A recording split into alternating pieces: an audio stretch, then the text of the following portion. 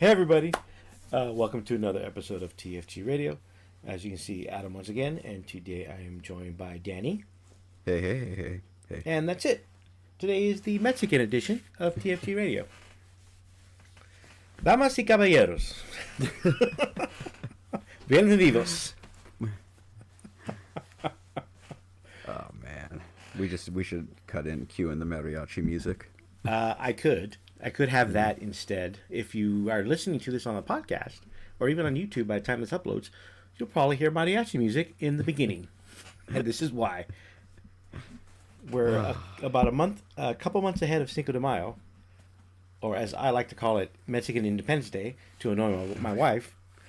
That's just a blend, especially nowadays. I know, right? So tonight's just Danny and I. John decided to just not show up because he has some responsibilities or something. And Tom is Tom. So I assume he's dead. Yeah, that's fair. He's in a better place. From what we hear, hopefully. Yeah, we'll see. With the Pope in such critical health, Tom had to be rushed to Vatican City, as I'm sure he's going to be part of the conclave. Yeah, he has to go vote. Hopefully he can let us know what color the smoke is before the news outlet. We can do breaking news as the only Roman Catholic 40K podcast. Oh, I thought we were just placing insider bets. Oh, we could do that too. Yeah, make some quick money. Got to afford those emperor children somehow. I'm gonna say it'll be Italian, an Italian will become the next pope. Probably. So, I am somewhat freshly back from Cherokee. How was it? It was fun, as always. It is a slog to get to. I went with Jake, who is the event coordinator. And I also went with Junior, Leo, and Mark. Ooh. Okay, Mark, that's pretty fun. He doesn't work. Mark doesn't work for FLG, but he just kind of helps out once in a while and hangs out with us. And all four of us, five of us now, because Mark was like a last minute ad. So we all met up. I had to leave on Wednesday instead of Wednesday afternoon instead of Wednesday evening. Normally I take the red eye, but because we were meeting all together, I had to leave a little earlier. So I left on Wednesday. We got in at about 9:30, got the rental, and then drove to the resort. Got in about 1-ish, 2-ish, something. And I didn't go to bed till like 3 in the morning. So Part of that was because one of my coworkers discovered that I play 40K and started messaging me. And he works 4 to midnight Pacific time, so he's messaging me towards the end of his shift, and I'm answering because I usually can't leave a message unread or unanswered for the most part, and so I didn't go to bed till like almost 3. So. And I woke up at 9, which is the latest I've slept in a while. I mean, it was technically only 6 hours, but still. I woke up thinking it was only 6 in the morning, which it was on the West Coast. See, there you go. Turned out There's to be the hack. 9 o'clock. Well, my body clock's usually pretty good with the time changes. And I don't really suffer from jet lag when I fly. So it's not that big of an issue. And so And then Thursday, I really just hung out, helped out a little, and just kind of took in the sights, which I kind of enjoyed. I don't normally get to do that when I do these events. Right. For a little inside, behind the scenes. I just fly in or drive in, do the event, and then leave. So I may take a little more time at some locations to like maybe take an extra day or get there even earlier than normal to take in the sights or at least the atmosphere. So Thursday, after I woke up and got ready and had breakfast and everything, I just kind of walked around the resort and checked out some of the scenery, and it was nice. It was cold. Luckily, we missed the storm, so it wasn't too bad, but it was still cold. And it did warm up by the time we left. It was about lower to mid 70s by the time we left. So it was Oh wow. like Yeah, night that's and day. definitely warm. Yeah, Yeah. and then when I got back to LA, it was like, yeah, now I'm here now, and it was like super hot. It's like in Yep. the mid 80s, and Yep. then it's supposed to get cold again. So Yeah, it's supposed to start getting cold tomorrow. okay, perfect. So It was false spring. fall, spring, Yeah. just like they do, like just like in the winter when it gets cold for like a week and then goes back to Yep. being hot again. Mm-hmm. A little taste, a little taste. So I got in, helped get ready. This year was a, a little difficult only because we had the person who was supposed to run the narrative for Cherokee all had dropped, so I had to cover the narrative. I couldn't really get anybody to for both days. There were people willing to do it on one day, but I needed someone who could do both days, and we weren't able to Right. find someone. And at the time, we only had like 9 people, so I was like, okay, I think I can handle 9. Well, and just put them next to the champs tables, and it should be fine. Narrator, it was not fine. Oh no. Well, it was fine, but it was a little more hectic than I wanted it to be. So we end up so day one we get everybody checked in. This year starting this year they had stopped doing coins and started doing pins, almost like the Disney pins. Right. If you go to a lot of times, if you go on my only reference is soccer, so if you go to a lot of soccer tournaments, they give away pins as well as coins, which is hilarious because they give out both. Right. For those that have them, they still honor the pins, but now honor the coins, but you're going to be getting pins now, so you can put them on your bag. That's what I do with the ones I get from soccer. I just put them on my referee bag, and just go from there. Just walk them around. It's everyone likes tchotchkes, so Sure. so that's this year, and it's the same deal. You bring your coins, and in the future you bring the pins or show your pins, and then you'll get little free treats for doing that.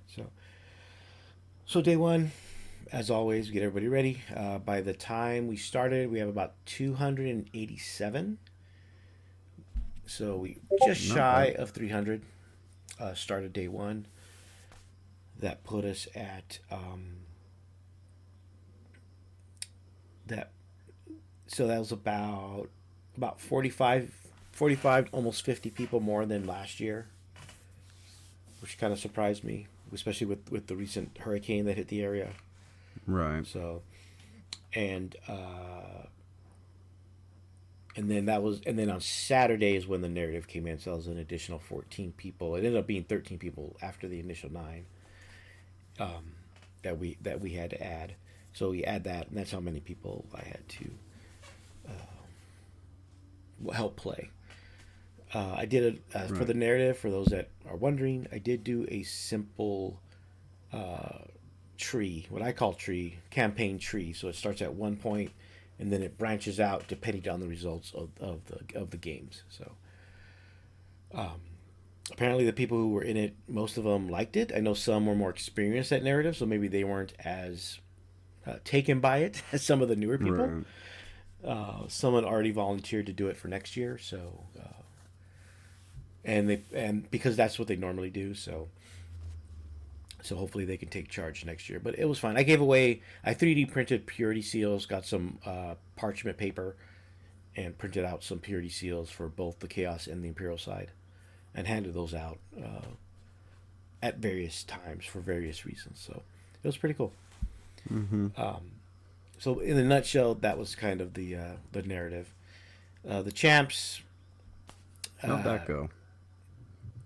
It went well. There's a few YouTube videos out there already about what happened, things that happened at the champs, but in like more of an informative and positive light, as opposed to like, hey, we caught this big cheater on stream, what you normally assume when you see a YouTube video. So it wasn't too bad. I may as well go almost round by round. But day one, one of the things I did notice, which I'll say before we start, Cherokee has a higher than average number of female 40K players than any other event that I go to. Really? Compared to the rest of the numbers. So there had to have been at least 5 or 6 women players at the event, which is usually a lot more than because I usually see more women players at playing Age of Sigmar. Right. Yeah. So here it was a much more or much more prominent as to how many that were playing, and in the running for some of the awards, which we'll talk about late at the end. But round one, we did have an issue where 3 people named Daniel were at the same table. One of them did not look at the last name and was a little late going to his table. I just gave them some extra time to finish their game, right? Because of the confusion. But it was kind of a funny way to start the weekend. There weren't, I think, only one out of the 287. Only one person did not check in the BCP app. Okay. Which is pretty good for that many people. Yeah. So that was pretty good. We also had a lot of younger players, like in their low 20s and under.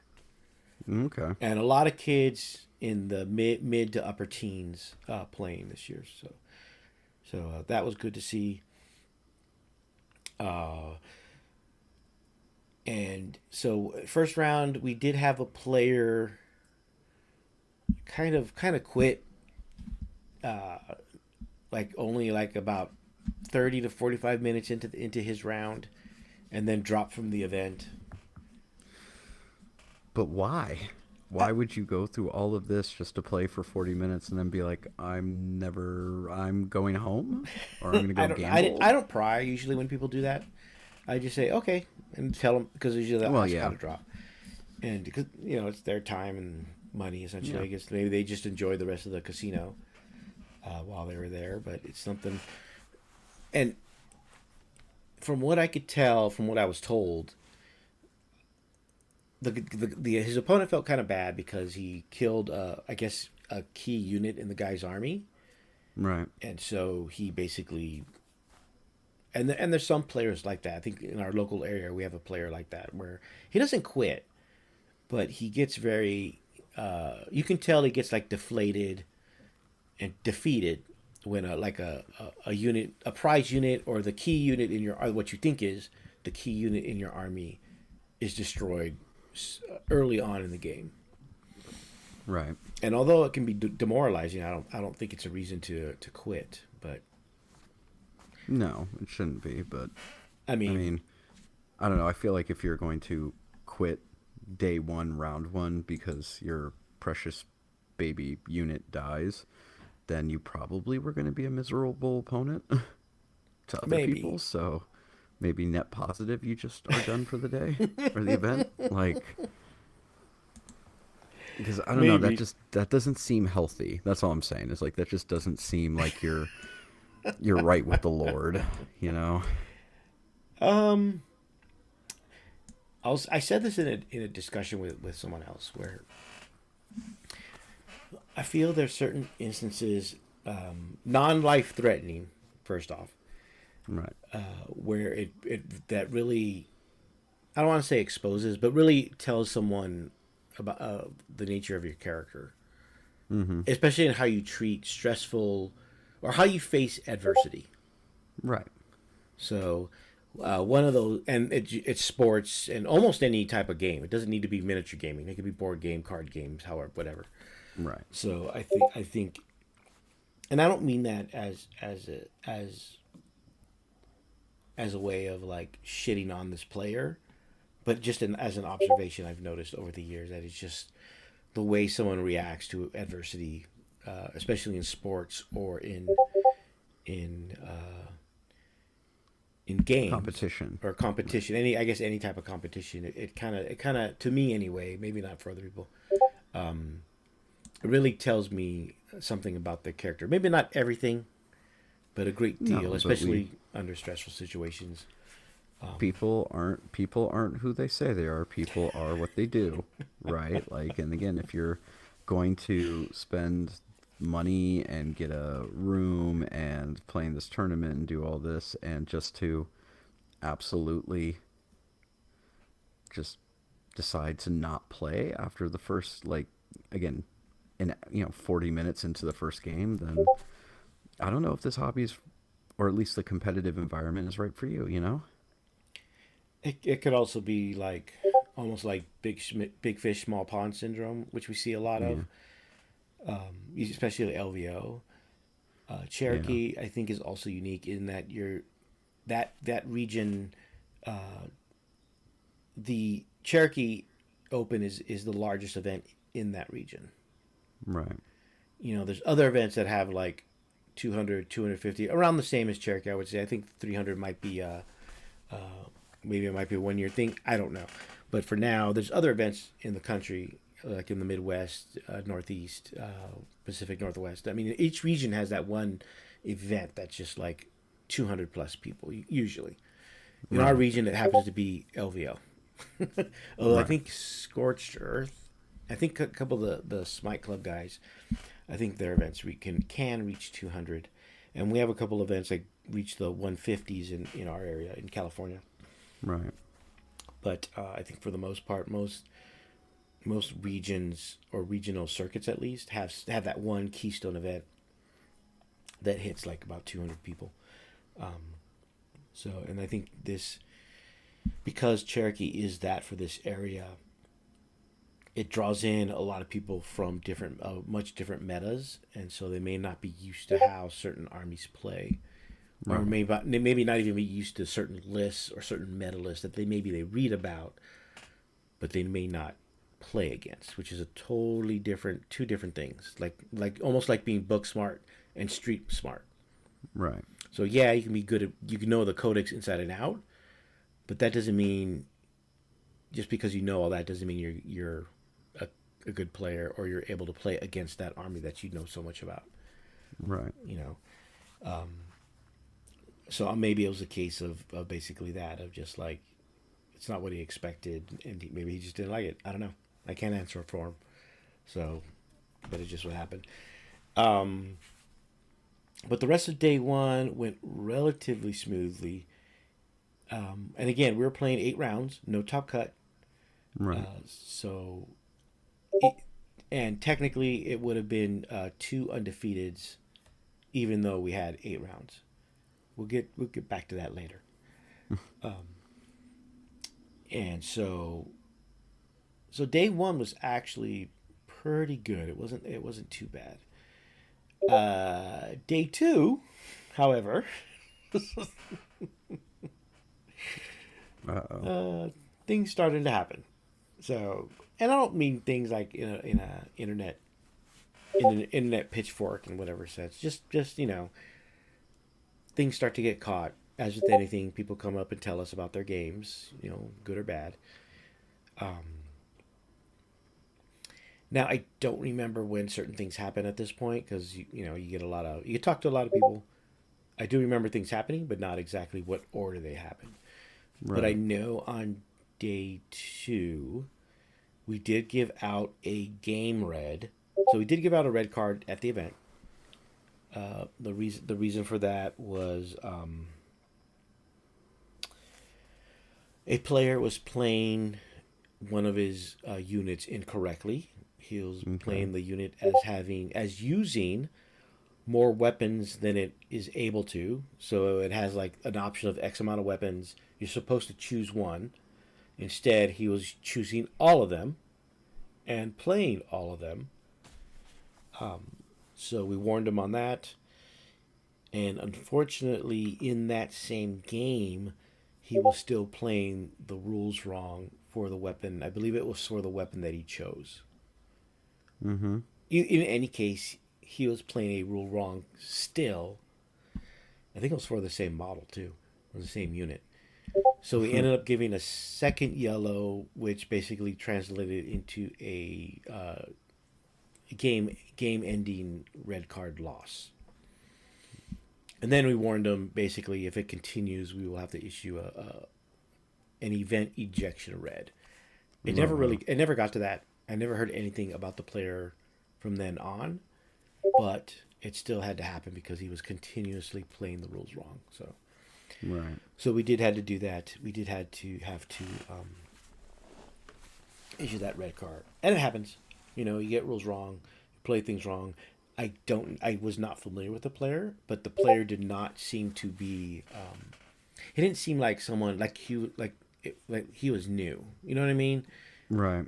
There's sometimes like so. The way it works for those that are wondering, when we issue cards, at least at an event this size, we don't just issue them. Right. Being the head judge, the other judges will come to me first, say, "Hey, this guy's doing this, this, this, and this, or just doing this. Do we want to card him?" I'll say yes or no, and then they'll ask, "Well, do we want to deduct points?" And then I'll decide yes or no as to whether we will and how many points. And it's I almost want to say it's based off of feeling, kind of like cooking. you do well, some cooking, at least when I cook, the amount of ingredients is based off of feeling. Right. So basically, I take into account things like, do I know the player? Do they have a history? What's the rule they're getting wrong? How far are we into the tournament? Have they been doing it all this time? And we'll sometimes talk to the players you played before. Is he a new player? Because that's something to take into consideration. You don't want to severely punish someone if they're new, right, and stifle their reason for wanting to come out to these events.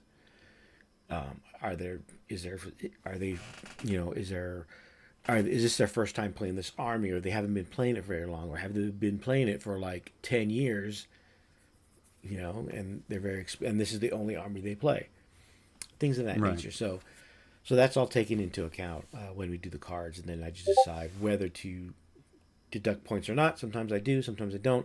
Sometimes I don't even give a card. I'll give a warning, and that's usually enough to correct it.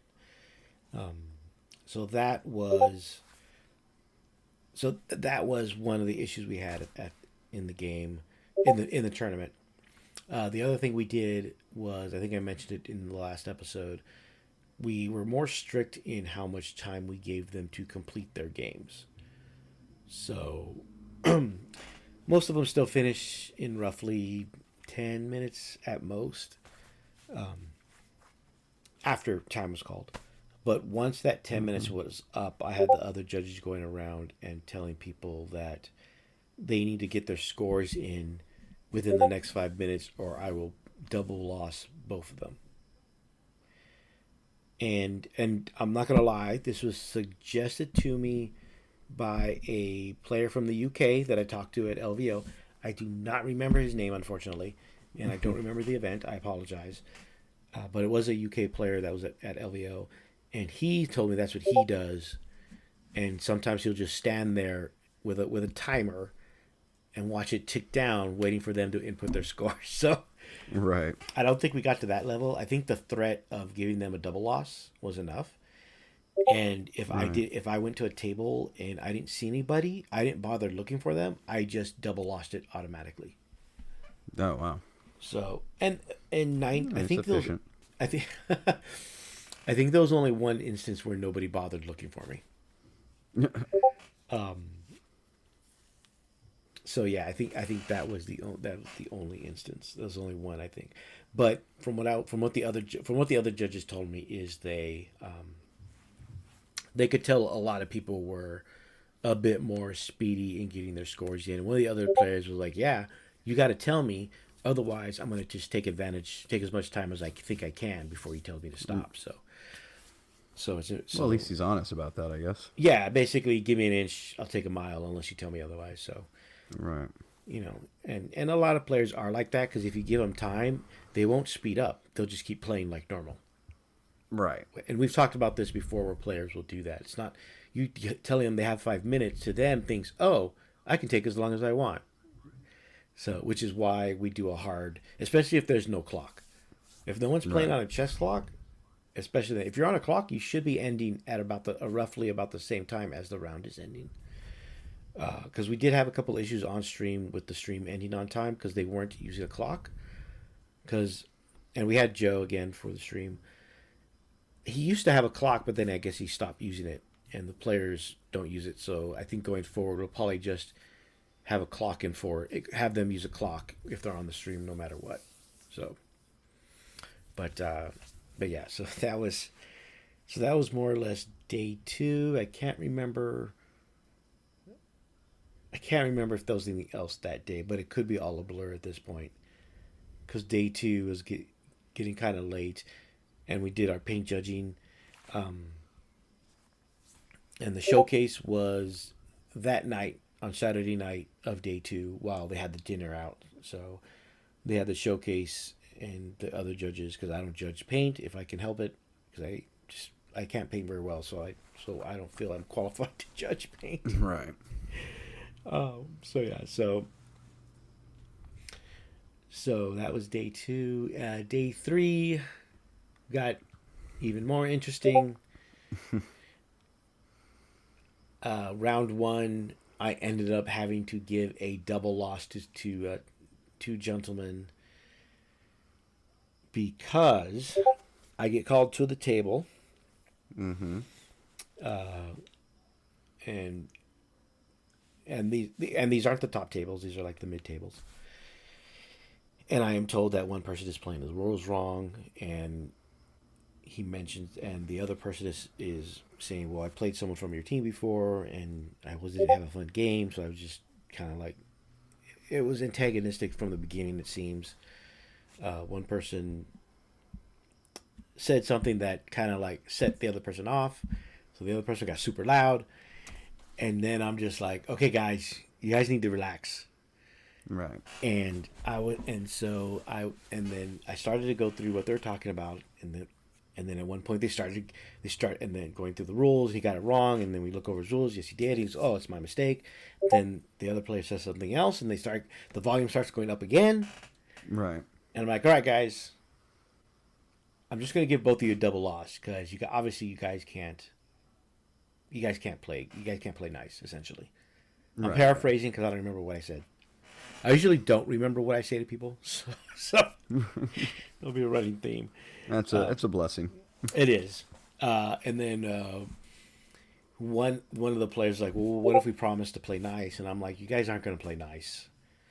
You guys start playing, there's another mistake or misheard, or your scores don't line up, and then it starts all over again. I'm not going to risk having to come to this table and babysit it. You guys just get a double loss and go, like, basically take a break." And so both guys did it, and I hit a double loss. Both gentlemen actually thanked me afterwards, because I think they felt they weren't going to. I think that after thinking about it, they probably were like, "I probably wouldn't get a good game in anyway, so it's probably for the best that they just walk away, take a breath, enjoy the crisp mountain air of the Appalachian Mountains." And so that was that round. I think in that same round, I did have to talk to another player, because his opponent kind of rage quit also. That one again. That one was one of those situations where you tell them, "Hey, my army does this thing. My unit has this thing. If you do this, this is what's going to happen." Okay. Then they do the thing that triggers your thing, and then you make it happen, and then they get all hurt about it. Right. As if you'd never told them before. So that's essentially forgot what could happen, and then it happened. Yes. Well, it's not what could, it's like what will. You do this, I'm going to do this. And you're like, "Okay." And you do it, forgetting that, of course. And then your opponent does it, you get mad. And you quit, basically. But and again, if the person wants to quit, that's fine. Both as a player, as a judge, I'm not going to force someone to play a game they don't want to. Right, of course. So, but I think the other player, and the other player did nothing wrong. He told him what the ability was and what happens when he does stuff. His opponent misunderstood how it works and played it only using that under that assumption, under that wrong assumption. Right.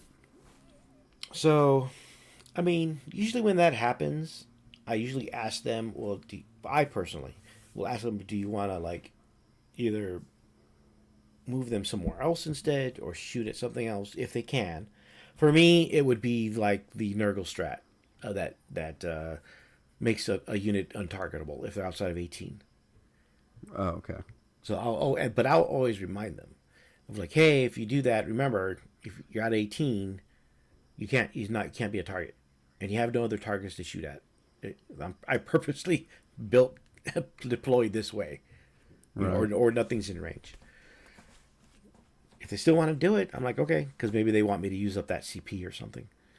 Right. Which is, I mean, that could be a strategy too, because then if I have 0 CPs, I can't Overwatch, or So basically, that's more or less what happened. They misunderstood how a rule worked, played going with that false assumption, and then quit because he triggered the trap and didn't like it. So Yeah, well, I mean, that can be frustrating, but it's also one of those things of like, again, it's just, I don't know, sucks to suck, bro. Like, it's a dice game. Like, again, it's just, you're playing a game of toy soldiers. And obviously, if you're a competitive person, it doesn't matter what it is you want to achieve, right? Like, I totally get that. That's completely valid to feel. But there also needs to be a certain amount of perspective of like, well, that sucked. right, I guess I should learn from this. Oh, well, let me finish the game. Or even if you don't want to play anymore and be like, yeah, that's pretty much it. You can politely be like, you want to call it, score it up, go get that fresh mountain air, get a drink, get something to snack on, go catch up with your friends if you came with any. Like, there's just right. so many more healthy ways you can process through that than just being like, well, I'm out. Yeah, I think from what I could tell, the player that quit did not quit in a gracefully quit. So, but Mm-hmm. not like over extreme quit. He just kind of like angrily quit. So, and it sometimes makes just like in that first round, it makes the other player feel bad. And I'm usually like, well, like you say, Danny, you can't control how other people will react. Mm-hmm. You just do what you need to do in a competitive environment because you're still in a tournament, and it's not like you're cheating. Right. They just misremembered or misheard how a rule works, and instead of getting clarification, played with that assumption and got burned by it. But uh, I remember early on I used to be like a little bit like that. Mine was just more upset about whatever Eldar did than anything else. But it's Well, just because fuck something. Eldar. It's something as a player I think you just have to like Mm-hmm. learn and kind of cultivate for yourself or recognize when you're. It's almost like what we used to call star action bitch, Mm-hmm. because I did that a lot, uh, and I don't. And it took a while for me to like stop doing that. I still do it once in a while, but not as bad as I used to. Right. John's a good example of how to just keep on going when things happen. So, Yeah. but that was more or less it. We did have to card. I did have to card someone. At one point, one of the top players or players at the top table, his army was unbased Right. or not based. They were on bases, but the bases had nothing on them. No paint, no No basing, nothing. flock. No. No Nothing. sand. No, nothing. Not even painted. You know how we used to be able to say painted, but painted was okay. Yep. So as we move away from that and get to more at least battle ready, GW battle ready standard. So I talked to him and told them that he's going to get docked 10 points for that, only for that round. Right. He started to give me a little attitude, so I carded. I wasn't even going to card him. I was going to say just play down 10 points for unbased. Because when I asked Right. him, For unpainted, basically. technically yes. So when I asked him, he pulled up a Ziploc bag, and his bases were in there. The bases that were based were in there. And I'm just like, Okay. why couldn't you just do that like the previous 2 nights when you got here? Right. Because it took him maybe an hour to do it when he finally did it. He did it right after the game. It took him like maybe an hour. So he started giving me attitude, and then I carded him, and he said, "Why are you carding me?" I go, "You're giving me attitude for telling you to base your models." Right. And I'm like, "So, I mean, we can keep going because you know how this is going to end." I didn't say that, but in my mind, I was thinking that. And in all honesty, I could have gone back to all his previous games and docked him 10 points in all those games. Right. So I didn't because I just felt the 10 points. But if he had pushed more, I probably would have docked him the 10 the whole day. I don't think it would have mattered, but it would matter in the standings depending on where he landed. Right. And if he was tied with anybody for opponent game win percentage. So, and as a result of that conversation, though, I made the other judges go to every table and double check if any other armies were not based properly. Right. And we found about, I think, 4 or 5 other armies. But when we told them, they're like, "Oh, okay, I'm docked 10 points. Okay." So, Right. So they took it much better than the initial player. So that was like day 3 basically. Towards the end, at the very top table, we did have to issue 2 yellows, 1 for each player. One player was he got a message on his watch from a teammate, and it's on stream. So he got a message, whoever's watching the stream, and was told about a rule and called his opponent on it. So we had to card him for that. And then his opponent got several rules wrong in a row. After discussion, we decided to just give the points deduction for the outside influence, basically. Right. And then we got a point deduction on the other side because he was playing rules wrong, and not just one, multiple. The difference between that and the other one was they weren't major rules corrections, while the other one was, in terms of the other person that got the 2 yellows that equaled a red. Right. So it wasn't as impactful as the other player, which is why we gave the point deduction, but I didn't think it warranted which would have been a second yellow, which would have caused a red and an auto game loss. That player still lost the game, but I didn't feel the infractions warranted him auto losing the game because I felt that the rules in question didn't warrant it. So yeah, well, it's a pretty heavy decision to be like, hey, guess what? You're, especially at a top table, like, yeah, this game is decided by me rather than you guys playing and your dice and things like that. Like, I'm going to decide how this game ends right now. Maybe That's if we were always... in Kansas City, I could do that. But it didn't work when the Eagles came to town. Yeah. But I mean, yeah, that's a tough part of judging, right? Is balancing here are the infractions, here are the rules, here's where we know this player has erred, but what is the actual human impact of me enforcing a rule, right? Right. Like, or, how I'm going to choose to enforce it. You have to, I generally, a soft, deft hand is better than better than just a fist. Because it's pretty shitty to just have the finals determined by the judge. Just being like, you're out. Yeah, and it's yeah, and again, they came to me first, and then we talked it over a little bit, and then and then made the decision on what to do. So, and that brings up a little bit about table etiquette in general. In general, you don't, depending on the streamer, like Joe allows some cursing, but not a lot. GW doesn't mic their players at all. I believe that one of the reasons is because of that.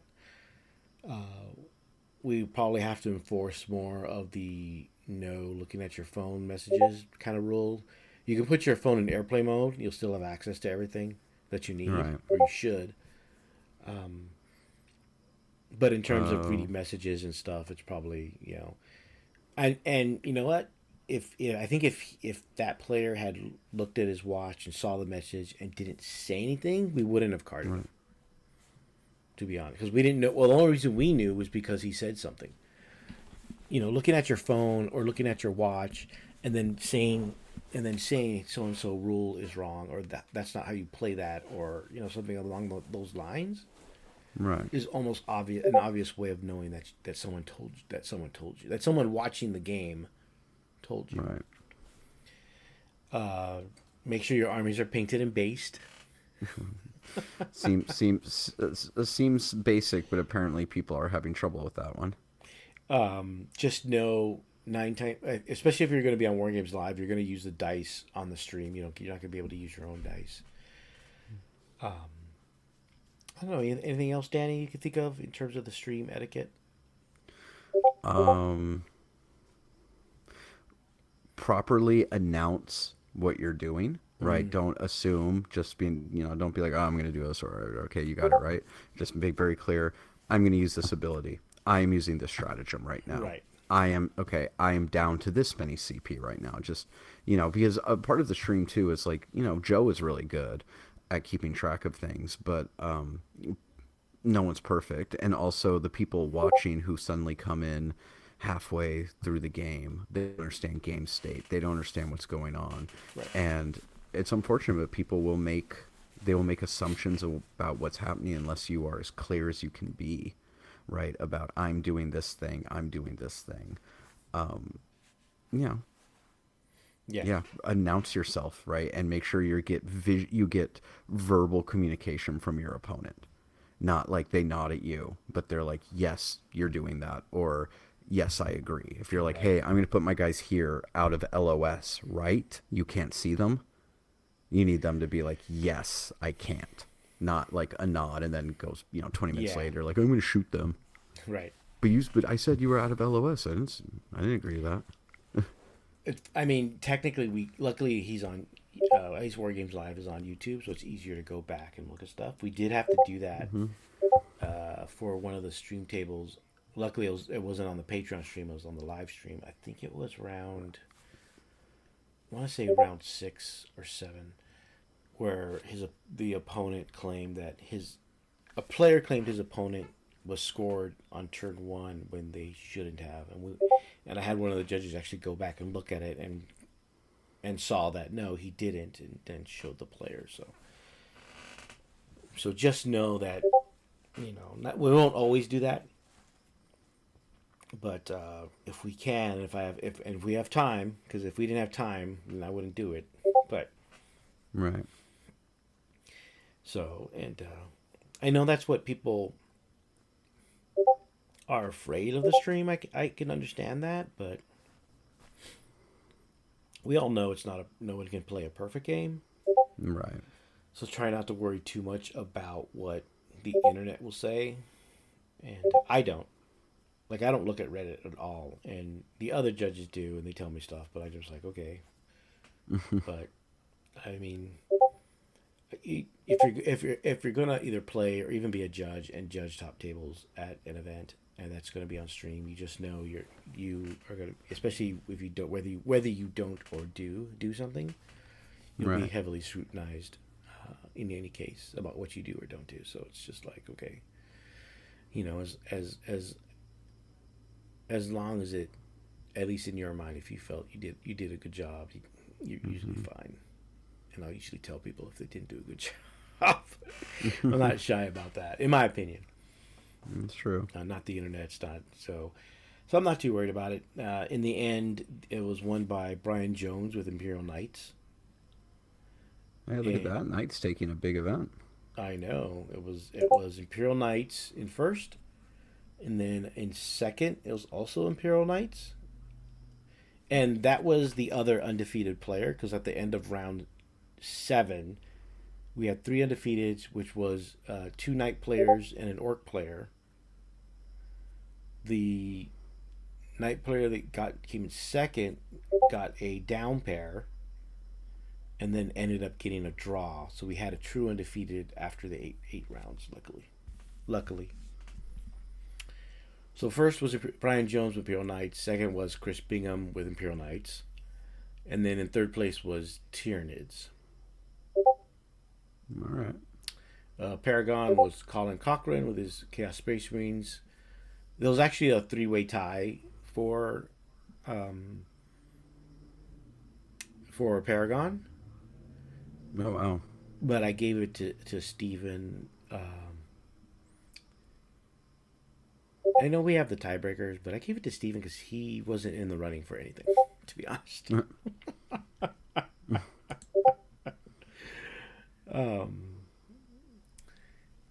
So, because you can't go by opponent game win percentage, because usually the people above him have a better opponent game win percentage, usually. But his was actually better than the second place person. Because Colin came in 5th. So it's not like he was, and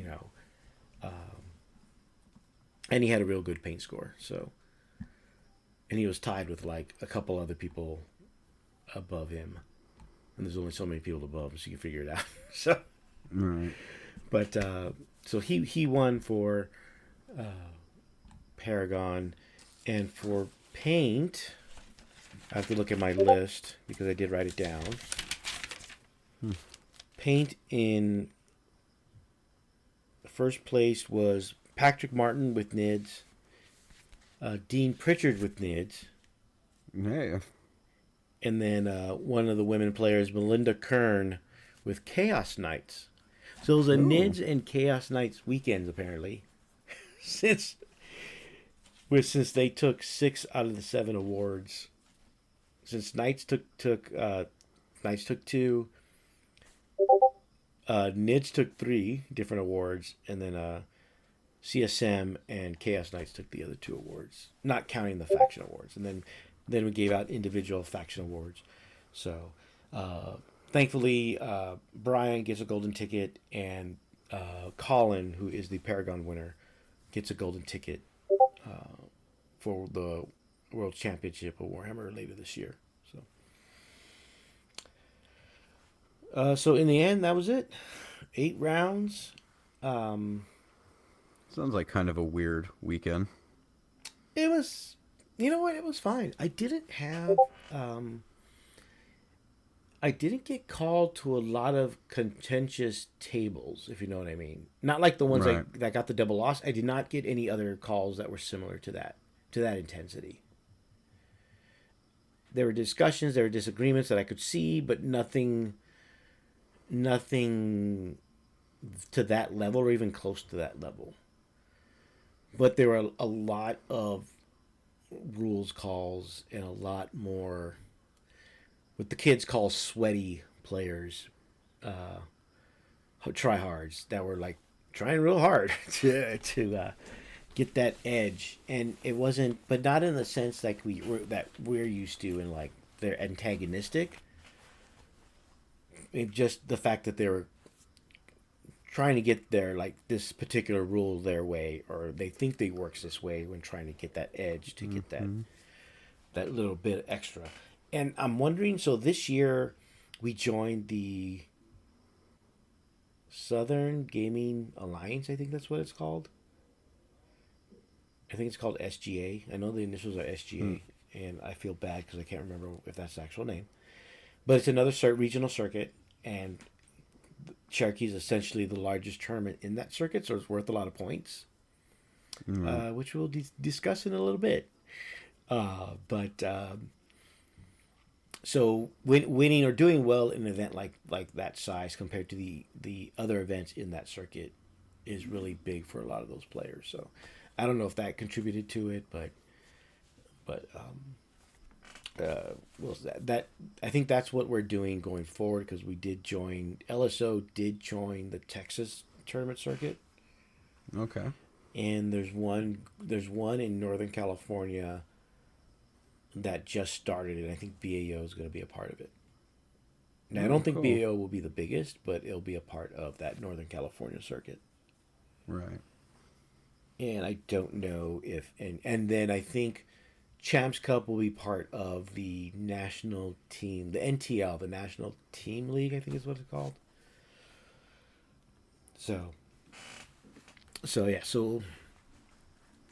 there's a lot more Facebook groups and Discords that I'm in now. All of a sudden, Oh, Jesus. all of a sudden, and a lot more tokens I have to worry about. But it's whatever. It's fine. But it was a lot of fun. The day ended early, which was great. 8 rounds, so we're done by about 5, 6 o'clock.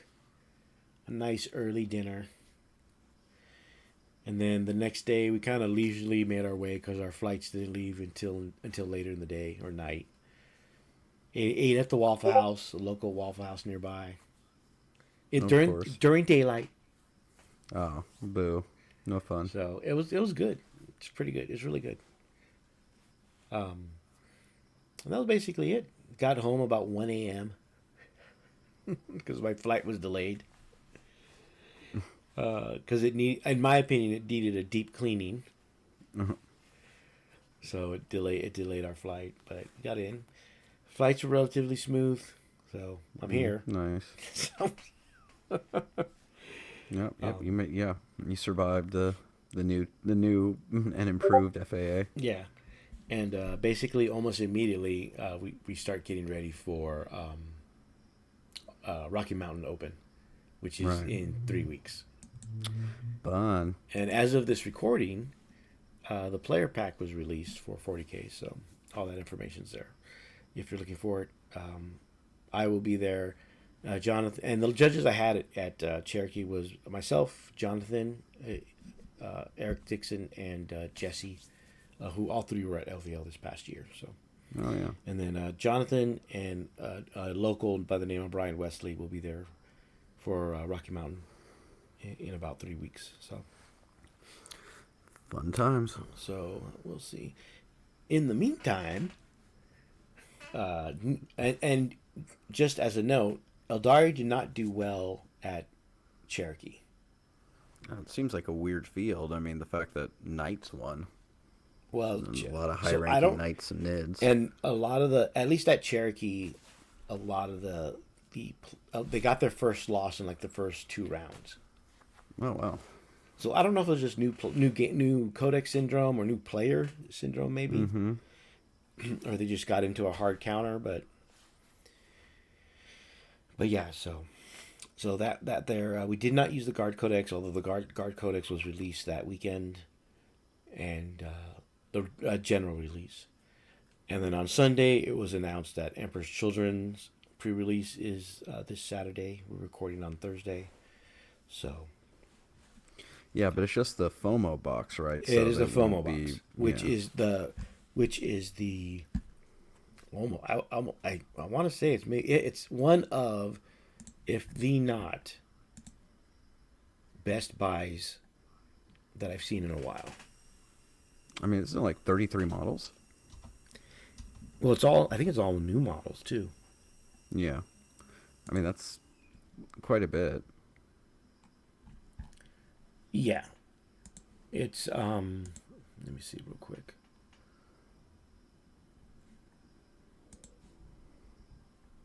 I'm trying to see what oh, there it is. Where is it at? I'm just trying to see if I can find more information on the box. But yeah, it's like 33 models. Yeah, like you said, I think it's 33 models. Let me see. Hold on, I got it right here.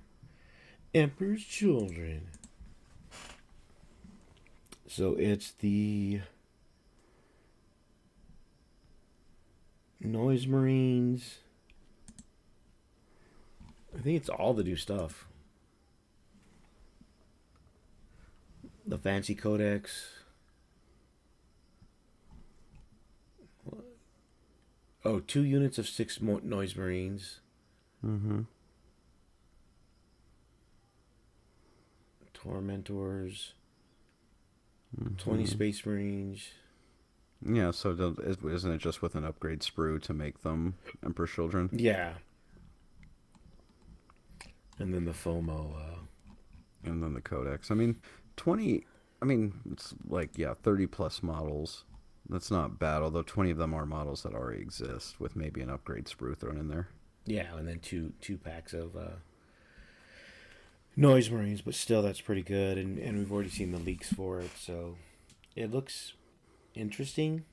I don't know how good it will be, but but what we did notice, if you look at the leaks, is there's a lot of stuff missing, like Predators and Forge Fiends. But they get Mauler Fiends. They get Mauler Fiends. I think that's what you're going to see going. And Demons. They get Demons.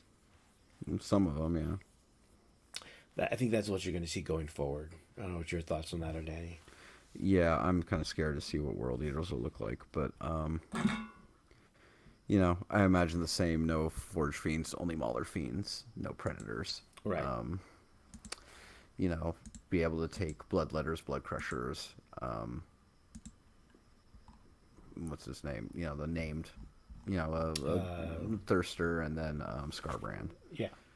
Maybe Fleshhounds, but yeah, like it's a slim codex, and I think it doesn't bode well for variety, right? I think they're really, I don't know why, but they seem like they're really, really, really, really trying to separate out the cult Space Marines from like actual CSM. So it's like, if you really want to play, if you want all the toys, you have to play Black Legion, right? Or one of the CSM codexes. Yeah. Right. And making the cult guys just so much more focused and smaller and niche, which I don't know. I don't know if I love that design philosophy. I mean, I get it from a rule standpoint of the less units you have, the less you have to worry about, bad interactions you didn't anticipate. But it's certainly not very fun from the player point of view.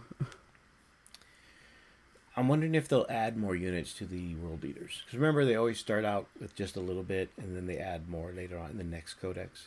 Yeah, absolutely. I mean, I'm sure part of me thinks they don't, like, when they design an army, they understand that they're not going to release everything they have designed at once, right? They're going to be like, here's enough to get you started. Okay, the next edition, here's a few more units. The next edition, here's a few more units, right? Yeah. Yeah, so I'm curious to see.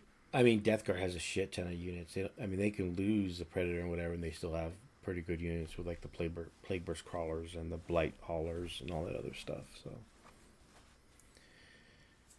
but yeah, so we'll see what happens. I know I'm getting a box, at least one box.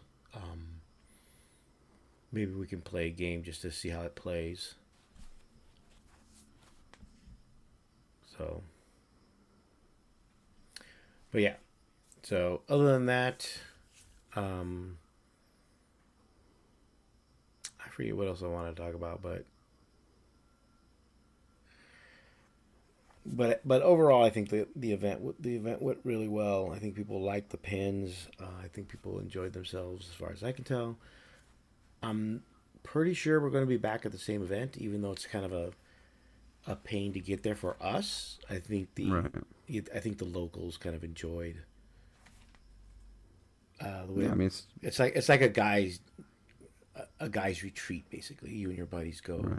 Right. I did try the moonshine again, but it didn't have the same kick. I think they put too much fruit in it. They gave me a fruity drink with moonshine in it, and I think it diluted it too much. Didn't have the same kick. Oh, too bad. It's probably for the best. Yeah.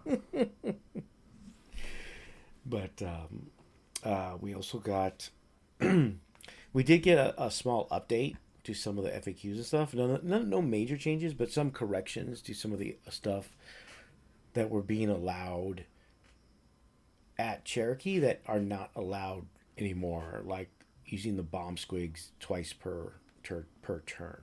That's been eliminated. A couple of little things, nothing too major. I expect the balanced data slate after Adepticon. And Adepticon's at the end of March. So I don't expect a balanced data slate until probably April. Yeah, seems about right. Because that's when they did it last time. Mm-hmm. So, I don't think. I'm trying to think if there's anything else. One thing I want to talk about that's more like industry news, I guess, is so this week is Gamma, which is a gaming manufacturers convention, especially, and they put out the top miniature lines for fall of last year, and this is not like games; it's more just miniature sales, so the actual models. A couple interesting things. A couple of telling things. Number one was 40K, obviously. Right. Been number one for a number of years, with very few times it being toppled. I think X-Wing was the last one to get on top when it first came out. Danny, give me. See, you tell me at least 2 out of the rest of the top 5. So if you guess 2 out of the top 5. One of them's for 40K. That's number one. Okay, so 40K. It could be any miniatures, not just like any miniatures. Any miniature line. What is it? The WizKids D&D ones. That's very good. It's what's it called? Nolzur's Marvelous Miniatures. That's the one that's D&D. Yeah, very good, Dan. How's number 3? Hey. I didn't think you would get that one. I like you expected me to fail. I did. I was setting you up for failure, just like the system. Yeah, that's true. But yet again, I persevere. Okay, let's next see. one. One more. Else? Easy peasy. Easy peasy. Oh, I mean, I want to say Age of Sigmar, but I feel like it wouldn't be. Is that your answer? No, I'm gonna go against. Let's see who else. Top 5. I've already named 2. Shatter. 40K and WizKids, basically. Yeah. I really doubted Shatterpoint or MCP. Those both seem to. I don't. Oh fuck. I mean, I'll go Age of Sigmar. I'll go the other Games Workshop one. Age of Sigmar was number 4. Okay. All right. Number 2. BattleTech. Oh wow! I was thinking of BattleTech, because remember, Catalyst Game released their Mercenaries Kickstarter in the fall, right? And that's when I went to our local airport con. If they were selling miniatures, it was BattleTech. Not even more BattleTech miniatures were on for sale than GW stuff. Oh wow! Okay. And there was like at least 4 or 5 games of BattleTech scheduled each day of the con. And and the only 40K was an Apocalypse game. That was it. Wow. And if anyone's if you haven't played the new Alpha Strike, it plays like 40K essentially. It's more of a skirmish game, and you're using mechs instead of people.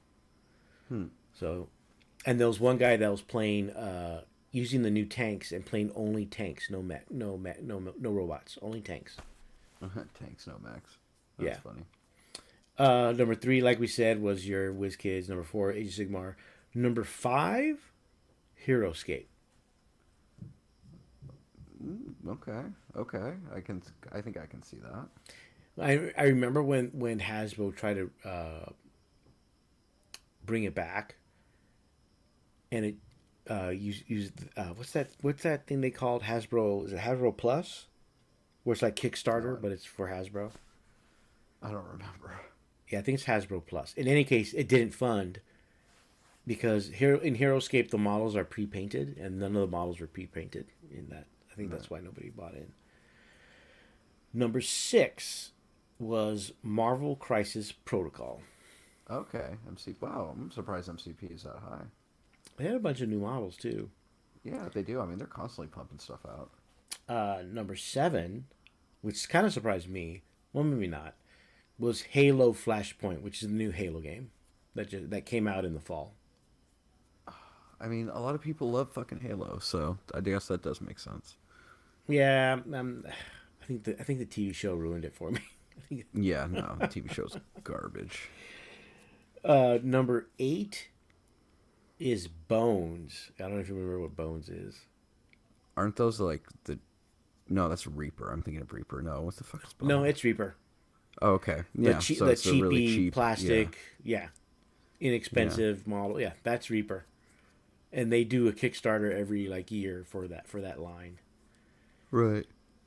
And if people still buy it, they use it for D&D. I don't think it takes paint very well, or you need certain primers for it. You can't just use any primer to get it. That's and I don't know about now. I think it's sturdier now, but the early version was kind of a little too bendy for me. That was number 8. Number 9, and remember, this is for the fall only. Okay. Song of Fire and Ice. Really? Yeah. Really? People like it. And this is based off the book IP, not the TV show IP. Just like GW's IP is separate from the book, the movies from the book. So. And then number 10.